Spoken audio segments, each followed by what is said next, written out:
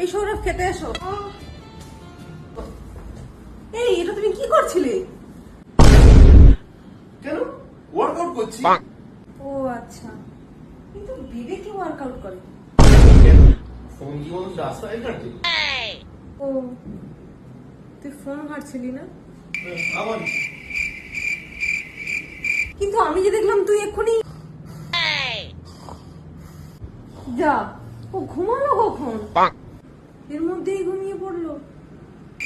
আমার মনে হয় মাথাটা খারাপ হয়ে গেছে। তুই হ্যাঁ তুই তো এক্ষুনি ঘুমাচ্ছিস। কি বলিস? আরে চ, খাবার হয়ে গেছে, খাবি চ। কি করে? আরে